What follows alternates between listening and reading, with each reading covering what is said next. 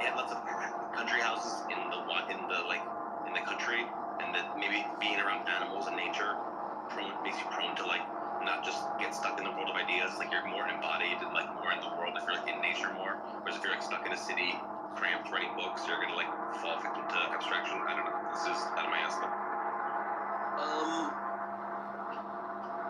The truth about British people and his scope of success is the repeated mechanization and automation of guns. I think that all languages are somewhat siphoned off from each other in terms of understanding. Like the epitome of my understanding is going to be linked to the understanding I have in a language.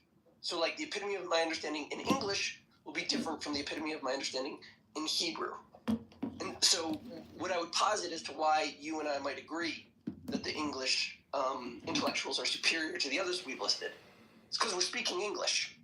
They are, by definition, the most correct. What are you saying?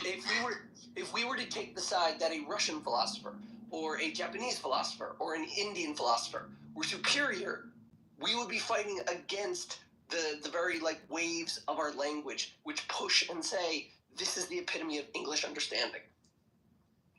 I don't know. I mean, it's true that because I'm speaking English, I'm more likely to have English culture, and therefore I'm more likely to be like English intellectuals.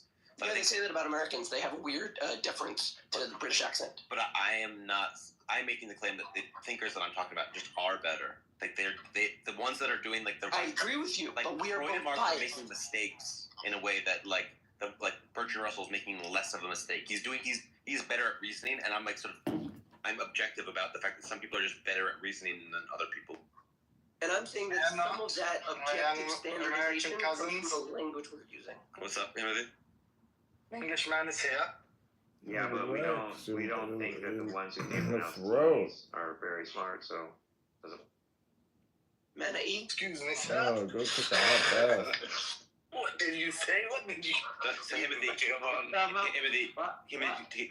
Timothy, to get you up to speed, I was claiming that the British intellectuals are better than the Jewish intellectuals, and I claim that this is because the Jews have like 1,000 years to like come up with good rationalizations of bullshit in the Talmud, and the British didn't have that, so they had like an advantage intellectually to not practice the skill of rationalizing bullshit. Are you comparing like rabbis to like Enlightenment philosophers? I'm comparing Locke and Hume and Hobbes and Smith and Darwin to Marx and Freud and Strauss and Boas and Adorno and Walter Benjamin and Leo Strauss and Chomsky. Chomsky? Yeah, I'm anti-Chomsky. Okay, so you're saying, so you're saying the Enlightened British Enlightenment philosophers are superior to like Jewish contemporary philosophers? No, okay. If I have a list of I asked ChatGPT. I gave him a list of all my favorite intellectuals, and like half of them are Jewish. Okay, the majority of them are British. But if you look at the most famous Jewish ones, they tend to be fucking up more than the most famous British ones. Even though there are lots of. I watched like a documentary on like a History Channel once, and there was like a famous British like jurist or something who it turned out actually had like Jewish ancestry. It turned out was like Jewish, but like. How was your rainbow? This like intellectual. They don't really remark about his Jewish heritage, but apparently like, and I can't remember if it was like Magna Carta or some other like really like important legal document or something, like some kind of like constitutional document.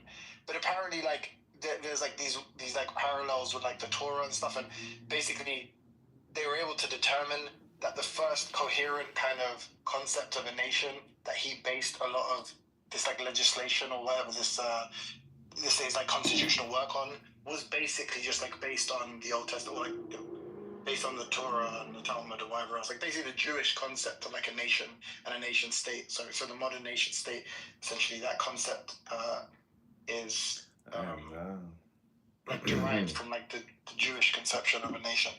So I don't know, like maybe there's a lot more influence. Maybe like Jewish.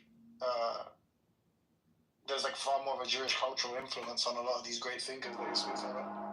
I mean, definitely at least like in terms of Christianity or like religiously, Jewish people have a really big influence. So, okay, of my favorite philosopher thinkers ever, Scott Alexander is Jewish, Douglas Hofstadter is Jewish, Robert Nozick's Jewish. I didn't know Nozick was Jewish.